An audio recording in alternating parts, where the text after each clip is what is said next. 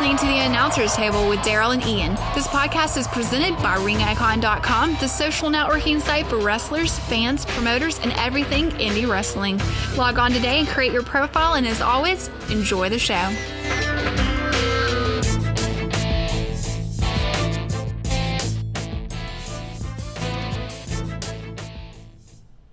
Hey guys, this is Ian. It's me, it's DDP. Bang! I think you're supposed to bang when you... Bang! Whatever. But you're not DDP. I'm still DDP. You should be like DDP and do his yoga workout. I tried yoga once. Well, today is Friday, so that means it is... Friday? The pro segment. Oh yeah, the pro segment. That's what we're talking about today. Yep. And so we're going to talk about TNA real quick because there's... Impact, whatever. TNA. Get hip. Come on now. It's the same dang thing. So we're going to talk about TNA's Impact, and then we're going to talk about WWE, and that's about it. So... All right. I don't have a lot of Impact news. It's just really never much. I mean, the shows that's are why okay. we're hitting it up first. So. That's why we're hitting it up first today. Yeah, well, all right, so Mr. Anderson lost to Bully Ray. So he's pretty much out of Aces and Eights, it would seem. His contract was Bully Ray and like 3 other guys. Yeah, right. Well, his contract was up. And so, but he has resigned. And so, if he didn't resign, that was going to be like his send-off match. Bully Ray kicked his ass and he's gone. But he's resigned, so I'm excited to kind of see how they're going to push him. Yeah. Mickie James, her contract is up. She has not resigned. I don't care. So she's not. She's not going back to. She's still the champion, so I don't know how that's going to work. Yeah. Well, she's not going back to WWE. I mean, they are not looking for a talent like her right now. Yeah. I'm pretty sure they're pretty happy with where they're at with WWE female stars. I mean, after the past couple of matches we've seen, they're chanting knockouts. Yeah, no, I mean, I agree, but I think that I think WWE's women's division is getting a little better.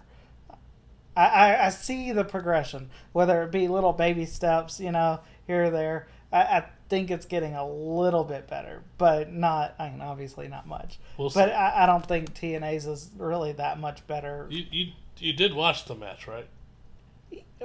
Yeah. Okay. We'll talk about that. Yeah. We'll talk about it then.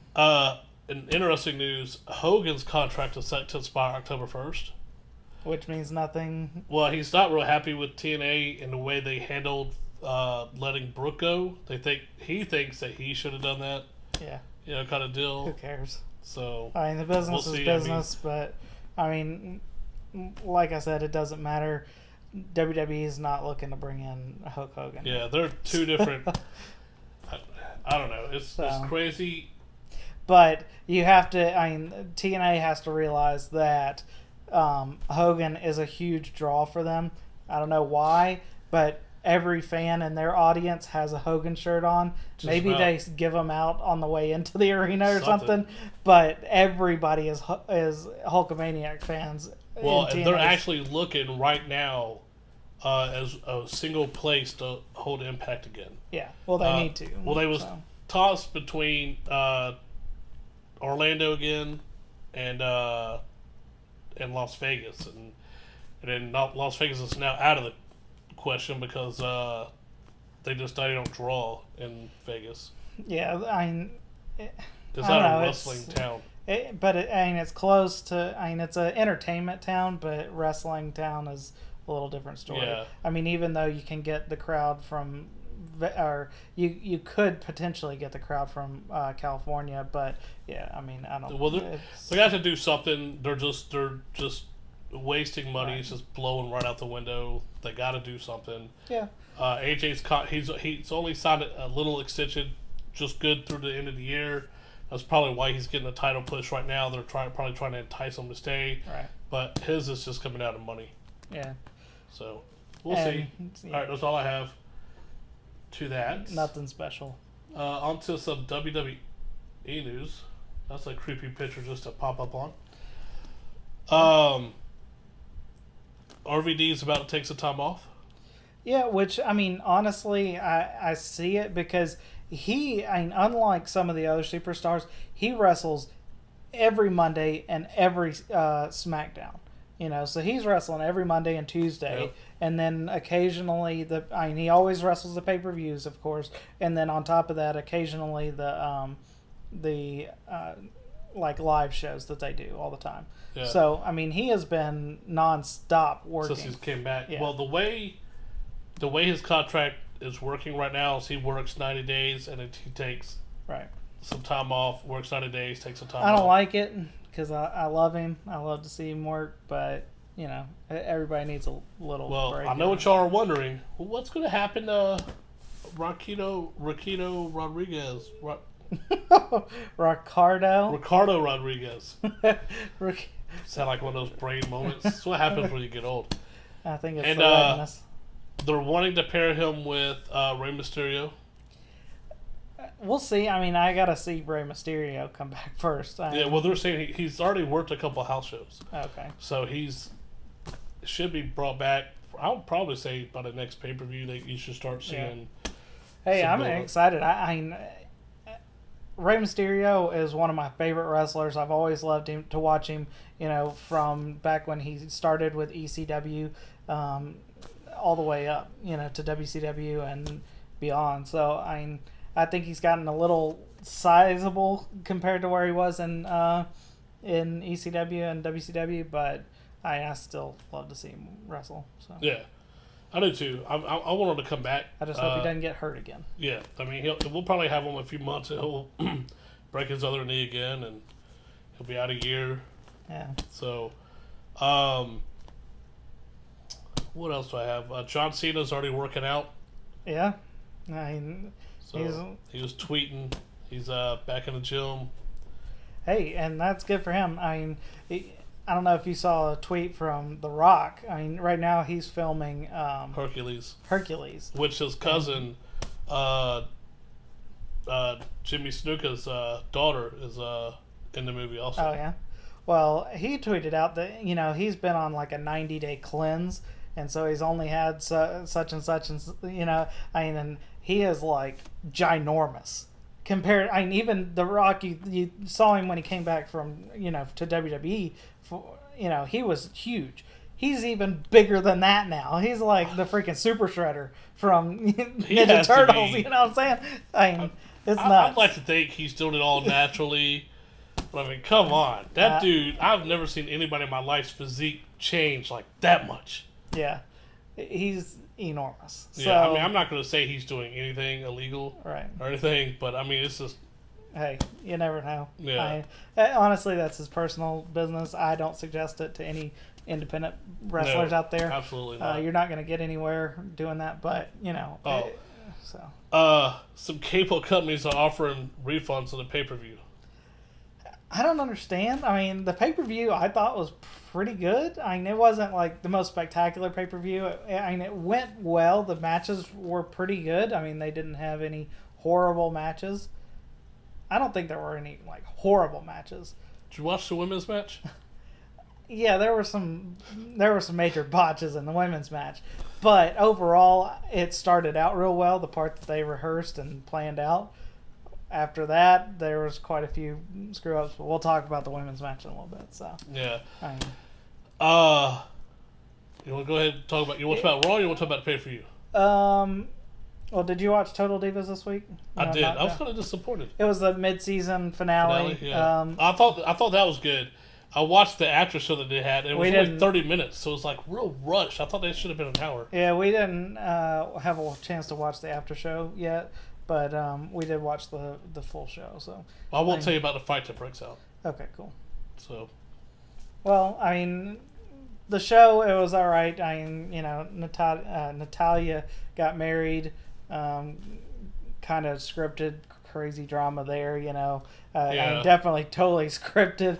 But, nobody would just walk into some dude during his wedding and be like, hey, I've been talking to your girl. You know what I mean? Oh, I thought you knew. Yeah, right. Yeah. And it was weird. I mean, I know they really got married. Yeah. But this must have been just a TV wedding type thing, because you're not going to convince me that none of her family besides her mom and dad's going to be there. Yeah. I was looking in the crowd for like Bret Hart, and but nobody, none of them were there. They had a couple of superstars there from WWE. They hid John Uso's twin brother behind him so that you couldn't see him to get confused. Yeah. But and then Justin Gabriel was there. Yeah. A couple other. It was weird. It was Damien Sandow. Yeah, right. Announcing just like he's talking. That's what I'm saying. That part had to be like set up for just the show, right? I mean, because I'm not saying I think they really got married. Of course, I mean, but you're not going to convince me that none of their family and stuff like that was there. Yeah. So it was a decent mid-season finale. Nothing spectacular. Goes back November 17th, I think. Cool. Yeah, and we'll see where it goes from there. It looks like they're actually going to start off with SummerSlam at the next part of the season. So I'd like to start off with Nikki Bella in that nurse's outfit. You didn't see that part? Oh, just wait. Okay. I can wait. Get the evil eye. Yeah. Trying to get me in trouble. You won't man? like it at all. You like the John Cena part, but you won't like the Nikki Bella that's part. right. But all right, so no more Total Divas. Let's go to the pay-per-view. Yeah. I thought it was okay. Obviously the pre-show match was Primetime Players, which I said, and we have video proof. We do. That they was going to win. We do. But and they won. They did. They won the tag team turmoil, which is basically just a tag team elimination gauntlet style match. I was kind of going for the Usos because I was kind of under the impression that they would be kind of getting a push because John is on Total Divas. Well, I think they are going to, because they wrestled on Raw. Right. And watching their match on Raw, I'm like, okay, I can really kind of get into them. Yeah, I mean, I like them. I really do. At first, I wasn't crazy about them. I still don't like their entrance, but that is a little. Well, I think I've said it a million times, but the shout that they do is for a team to shout. Two people shouting it is completely pointless. If you look up online, soccer battle shout or battle chant or something like that, I don't know. There's a particular name for it, but I don't know it. Yes, a Samoan warrior chant. Right. But when a whole soccer team does it, it's like blowing your socks off. You know what I mean? You're like, I'm intimidated. When two people do it, I'm like, pfft. Yeah. But, that's all right, let's go to another match. The Intercontinental title ended up getting put on the line against Kofi Kingston. Kofi Kingston, not Coffee. What did I say? Kofi. It's not Coffee Kingston. Whatever. He might be the color of coffee, but not. I wasn't going to go there. But, whatever. Yeah, so. You know what? Honestly, I think, and I totally stole this from this page I saw, but I think it's a great idea. They need to turn Kofi heel. They could bill him as like a Nigerian prince kind of type thing, but he's not going to come out dressed like a prince. But you know how they do the whole scam things, right? He's a smart guy, so he starts investing money for like some of the talent, and then they start not getting returns on their money. And they kind of have that whole hill thing, you know what I'm saying? And then that's deep, man. To get out of it later on, when he wants to turn baby, he can like pay him back, kind of thing. But I think he would do good as a heel. I think they need to turn him. I could see it. Not necessarily that storyline I just said, but I mean that'd be kind of cool. Yeah. Well, the Intercontinental title, Kofi was pretty close. It was a good match. I thought it was a really good match between Kofi Kingston and Curtis Axel. But, obviously Curtis Axel had to wrestle later on, and so it wasn't a real long match. What other match was there? Dolph Ziggler versus Dean Ambrose. Yep. For the United States title. Which was actually a really good match. I mean, finally the Shield didn't intervene and they just let the two guys actually wrestle, and it was a good match. I mean, it was an enjoyable match to watch. Yep, I liked it. And then AJ defended her title against. Please do not say that was a really good match. It was a decent match. You got to admit, the beginning we were all like, "Man, we're kind of impressed." Was good because they really scripted that beginning part out. Yeah, but for the time that beginning part hit, and then they climbed up that top rope, it was like, yeah, two girls like collided, and it looked really bad. And then one girl flat out missed her move off the rope. Yeah, she did a body splash and went straight over. Trinity did a body splash to Natalya and went completely over top of her. And it looked like Natalya was going to try and sell it for a second. Yeah, but I don't think she did. So thank goodness. But it was a big botch. But a couple things we got to point out is that one, it started out decent. They still need some work. I do think that they're improving their women's division. Yeah. Maybe not at the pace that, other women wrestlers are at, but I think they're working their way that way. If they can just keep working with them and, but we'll see. The other thing about the match is that Brie Bella was by herself. Yeah. And so they're kind of pulling her out from the Bella twins. Yeah, because Nikki is still hurt with the shin injury. Right. So I think she did pretty good for being by herself. You know what I mean? And so I think to me, she proved herself as a singles person. You know what I mean? I think she could do well. And I think she has the drive to. I don't know if we've mentioned this before. Maybe it was just me and somebody else talking. Maybe me. No, and Rebecca. Okay. That, with her being with Daniel Bryan, she's really kind of stepped out of her zone and said, I really want to be a professional wrestler, and I think Daniel Bryan gives her that motivation because he has such passion for I don't think Nikki really has that motivation. Right. But Brie does. Yeah, but Brie, yeah. So we'll see if they can push Brie and... Yeah. What other match was there? There was the RVD and Alberto Del Rio. Which was... It was a great match. Yes. It went really well, and there was a lot of great action. Of course, RVD is the man, and, a lot of great back and forth. RVD seemed to be having it most of the whole thing, and then Alberto Del Rio gets disqualified at the end. Yeah, it's kind of disappointing. It is, because you watch a match to see a winner, and, RVD wins, but technically he doesn't get the title. Because, honestly, to me, I think that they should start doing, I don't know how to... If you purposely disqualify yourself and lose the belt. Yeah, Yeah, I hate that. That's stupid. That's a stupid way to end a match. Yeah. So that was pretty disappointing because RVD was really close to winning the title. Yeah, because, we honestly, we talked about it and thought that Ricardo was going to turn on RVD. Which he didn't, which I was surprised and I'm happy about, because I do like him. I like RVD having a second person with him. I was kind of hoping he would be a Heyman guy, but, just because they have a lot of history together. Because he doesn't have Alfonso. Do you remember Alfonso from ECW with the whistle and the really loud mouth? Yeah. I enjoyed him being RVD's mouthpiece, but... I liked it, too. Speaking of Heyman guys... Yeah. The newest Heyman guy, Goldberg. I'm not happy. Ryback is the new Heyman guy. I'm not happy. Yeah, it was absolutely ridiculous. I mean, it was. We'll talk about something else on Raw that just really creeped me out. But all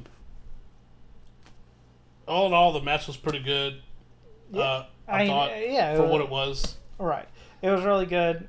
Eventually, CM Punk eliminated Curtis Axel with a submission move, I believe. Yeah. And then Anaconda of Ice. Yeah, and then it was left to RV. He was whooping up on Paul Heyman. Yeah, Paul Heyman got his butt whooped by the kendo stick. He was hit pretty hard with. We all think he had some kind of padding on underneath his jacket. Yeah. And he was a lot larger than normal. Yeah, but I'm convinced he had a padding. Yeah, I'm sure he was still feeling some of that. Yeah, so CM Punk was swinging. Yeah, so I'm pretty convinced he had some sort of padding on. Right. then Ryback comes out, and as soon as he came spears him into the. Not really a spear. He slams him through the table. Either way, well, I don't really like the whole Goldberg chant. I know you don't. I mean, I don't either. I don't see it. Okay. Well, I mean, it's just a powerhouse character. You know what I mean? So every powerhouse character is going to be chanting Goldberg? Well, when they just try to put him over for no good reason, you know what I mean? Yeah. That's why people chant Goldberg, you know what I mean? I mean, I loved Goldberg, but I was a kid, you know what I mean? And now watching Ryback, I'm like, why is he even there? You know what I mean? I don't even know what you can do with Ryback. Maybe him with Heyman could do something with him. And I kind of liked him as a baby because I liked the Feed Me More gimmick, you know, but because people could chant it and it sounded good. But now that he's turned heel, nobody likes him. You don't want to chant Feed Me More because you don't want to support him. You know what I mean? And that was a good chant and a good heel because he can't be a top baby and Cena be a top baby, and it just wouldn't work. But now Cena's out. But yeah, but I don't think he's a top baby no matter what. No. I don't think he's a top character even if you turn him heel. He's awful. I don't know. There's something about him I just don't like. All right, let's get to the match of the night. Yep. Daniel Bryan, Randy Orton. I thought was a really good match. It was. I mean, there's no doubt about it. Easily match of the night. I know your girlfriend was real excited about this match. Yeah. Had her man in it. I was there. Huh? I was there. Yeah. And she kept chanting. It was crazy. We had to tell her to calm down. But it was a really good match. I really enjoyed it. I liked the outcome of it. But as soon as Scott Armstrong did the count, we both said... Well, Scott Armstrong took a bump in the middle of the match, and another referee came out, took his place for a couple minutes. So we thought they was going to do some kind of thing where both referees count and they have some kind of crazy thing going on. Right. But being that nothing like that happened, we thought that the bump it could have been real. Was a real bump, that it wasn't meant, it wasn't part of the story of the match. Right. And so that's why, because the other referee came down pretty dang quick. Yeah. And then, like, when Scott got assisted together, he climbed back in, and the other referee, like, slid out. So that's where we're like, well, okay, maybe it wasn't a planned bump. But, like, as soon as we saw the other referee, I remember saying something. Yes, I said, I bet you they're going to do some kind of thing where they both count 3. Yeah, they're going to screw them somehow. Then they hold up the title, and, they both think they won, and so they have another. Right. But then with the other referee sliding out, Scott taking right back over, we're like, all right, well, that's obviously not going to happen. But the count, man, was so unusual. Yeah. So as soon as it happened, everybody at the house all looked, were like, whoa, that was quick. Yeah. Well, yeah, and that's the odd part, is that it was a fast count. They gave the title to Daniel Bryan. We thought something else was going to happen. Yeah, we all thought Triple H was going to come out and it was going to be restarted. Or something. Something was going to happen. But nothing happened. And so Daniel Bryan legitimately won the title for the night. And so it was just kind of left on an odd feel. You know what I mean? It was exciting because Daniel Bryan got the title, but at the same time it was odd because it just wasn't right. Well, because we all knew what was going to happen on Raw. Right. And so coming into Raw. Which all in all I thought Raw was a great show. Before we go to pay-per-view, you give it a 7.5. 6. My brother gave it a 5. What did he not like about it? He just wasn't happy with it. I mean, I gave it a 6. I guess because the ending felt so empty and that's weird. why people are getting refunds. I know, which I think is the dumbest thing ever. Yeah, that's stupid. Because you saw a 3-hour show, you saw your hero win. You know what I mean? Yeah, it felt weird, and I feel bad for Daniel Bryan because it doesn't. I don't think it. I guess that's the whole point, is they don't want you to feel like it's a real victory yet. Well, here's the thing. I don't know anybody who's just straight up paying $60 for the pay-per-view just themselves. You know what I'm saying? Like, the way we do it is we have it at my house. Everybody brings $10, a side dish, and a drink. And we chow down. So it's like you split it all up between your buddies. Yeah, hey, but whoever wants to buy it by themselves, go for it. I mean, that's up Yeah, I'm not paying that much for a pay-per-view just to sit there by myself. Yeah, well, you've done worse by yourself. I have all the time. But we're moving into Raw. The first thing that happens is He gets stripped. he gets stripped of the title. So Daniel Bryan. Well, he comes down. He's chanting, "Yes, yes, yes." Triple H's music hits, and then look right there. We're talking about it right now. Triple H he comes down. The Randy Orton comes down, and they're kind of mad at Randy Orton because he didn't get the job done Right. at the pay-per-view. So they strip the title, and he forcibly has to take it. And as he's taking it, Randy does an RKO. Big ordeal, blah blah blah. Right. So and then Randy Orton wants the title back, like give it back to him. But the main portion of the gimmick is that supposedly the referee Scott Armstrong was working in cahoots with Daniel Bryan. So that is obviously some kind of scheme between Triple H and Scott Armstrong.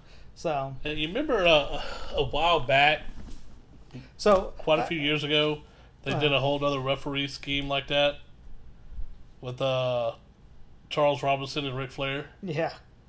Well, the Charles Robinson and Ric Flair thing was funny because Charles Robinson looked like Ric Flair, yeah. and then Well, the one thing I tweeted during Monday Night Raw, nobody probably got it, was I called it the Washington screw job. Yeah. Because the Montreal screw job is the Bret Hart. Is the Bret Hart screw. Not Triple H, that's Shawn Michaels. Right, and so Daniel Bryan is from Washington State, Seattle, Washington. So I called it the Washington screw job. Yeah, I got it. So, that was my interpretation of it, but not many people probably got that. But all right, the whole thing with Dusty Rhodes came out. Right. I like Dusty. I'm a fan of his. Yeah. I thought the whole thing was going pretty good. I like how they're did a whole blurred line thing because he called her Stephanie McMahon and Stephanie Levesque, and they're kind of using more real names now, which I kind of dig. I kind of like that. Yeah. I mean, it was good, and she offered either Cody Rhodes his job back or Goldust his job back, Dustin Rhodes. And he wanted Dusty to pick, and Dusty's like, I'm not picking. Right. And I liked how he turned it and said, all right, you have some beautiful daughters. Do you tell the other two to go back to bed? You're picking you today. Yeah. Kind of stuff, and then. Well, obviously Vince McMahon did that with Stephanie. Yeah. Just said to Stephanie, you're my favorite, and Shane, you can go do your thing. Yeah. Oh, remind me, I got to say something about Shane too. Right. But then the Shield come out. She calls Big O out. She's like, well, you wouldn't make that choice. You got to make this choice: either get beat down by the Shield or get knocked out by Big Show. Big Show's like, no, I'll knock you out. He punches him, holds him, lays him down, starts making out with him, kind of stuff.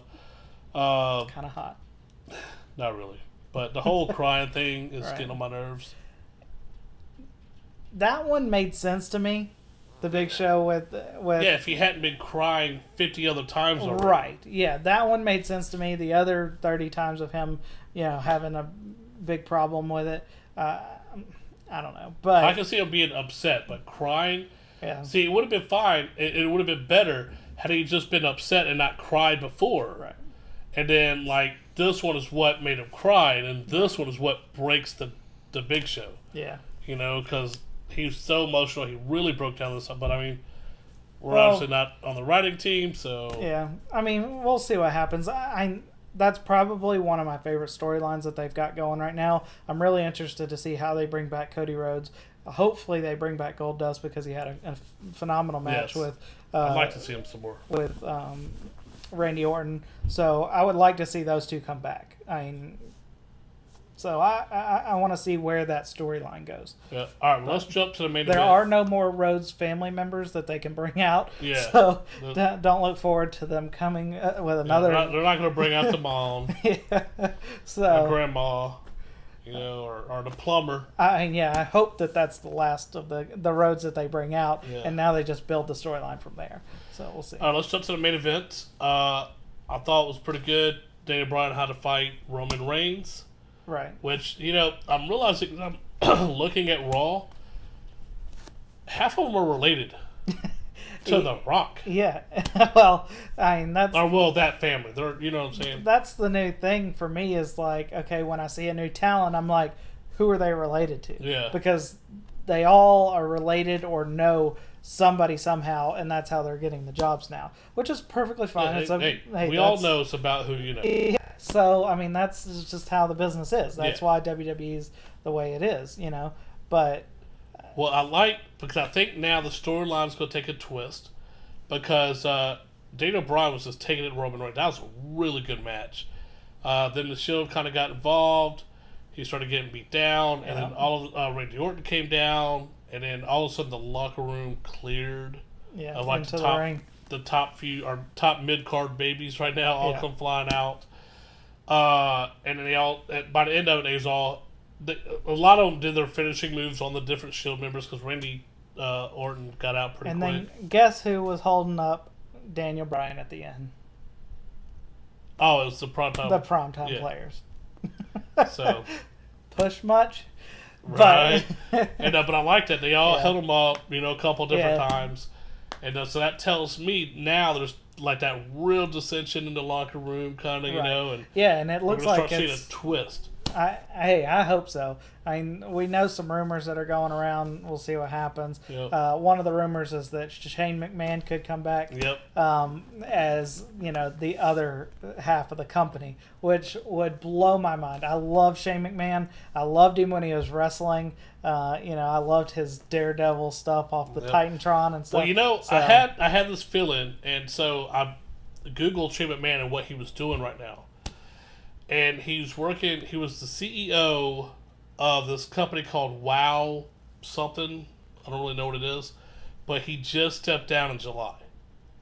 Okay? So he's still kind of part of that company. Right. But him stepping down, now he doesn't have a job. Right. Now, I mean, he's worth like $25 million, I think they said. I mean, so it's not like he has to work. Right. But, so...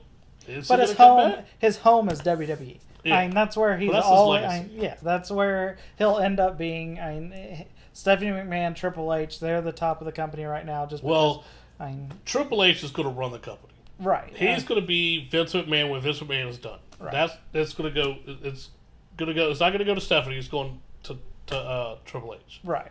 So I mean, but and I'm happy for that. I'm a huge Triple H fan. I've always loved Triple H. He's always been my favorite.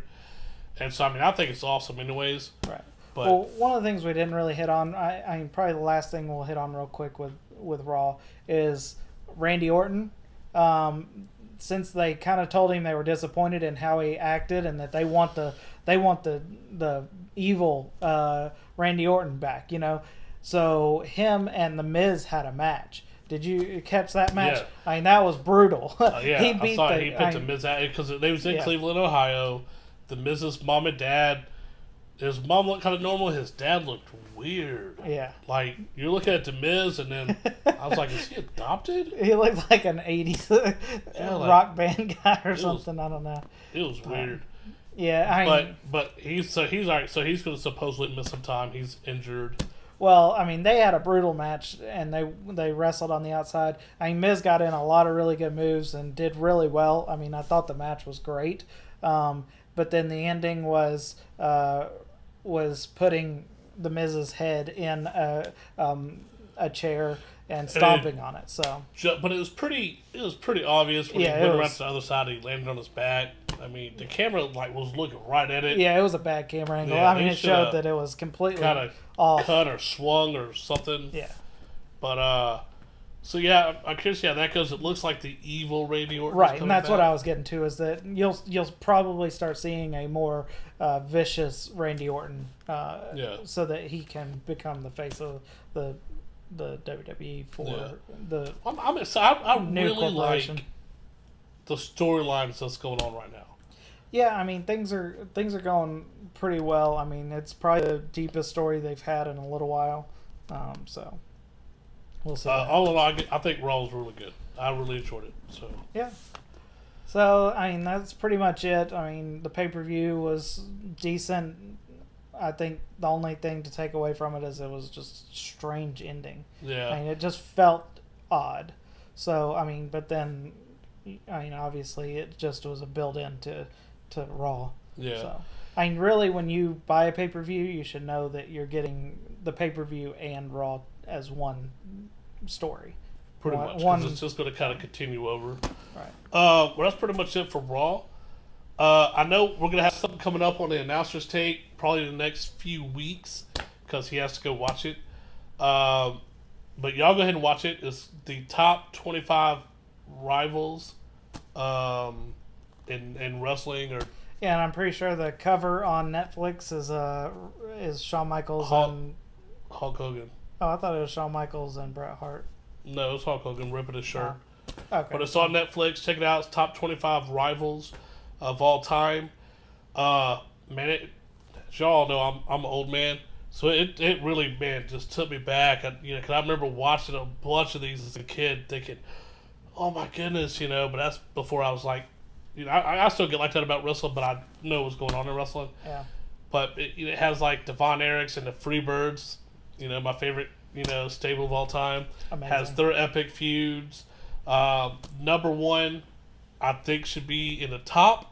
I don't agree with it being number one. Well, we never really ever do. I never agree with number one. Unless you haven't seen our top 50 finishers, which I agree with number one. I do not. But, that's personal preference. If you didn't see that, Google or check our previous ones for the top 50. It's called the Announcer's Take. Yep.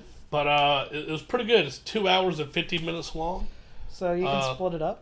Yeah, I did. I watched it over a few days. So, but I mean, I thoroughly enjoyed it. It's one of the better top videos, because they do all the different top whatevers. Right. So I thought it was one of the better ones. I really liked it. Cool. So a couple of people are on there a couple of times because they had Right. crazy feuds with different people. So y'all be surprised. Yeah. So check it out, and we'll review it in the next coming weeks. So that's pretty much it for the Night of Champions review, and also the Raw afterwards, and a little bit of TNA thrown in there at the beginning. TNA what? Impact. What? Sucks. So that's pretty much it for the pros segment today. Check back in with us on Monday. We're going to be talking about storytelling with the pro segment, or with promotion builder and gimmick builder. We talked about writing this week. We're going to talk about storytelling within a match. Absolutely. And things like that. So I'm excited. definitely. I can't wait to watch it. Me too. So until next week, we'll check you later.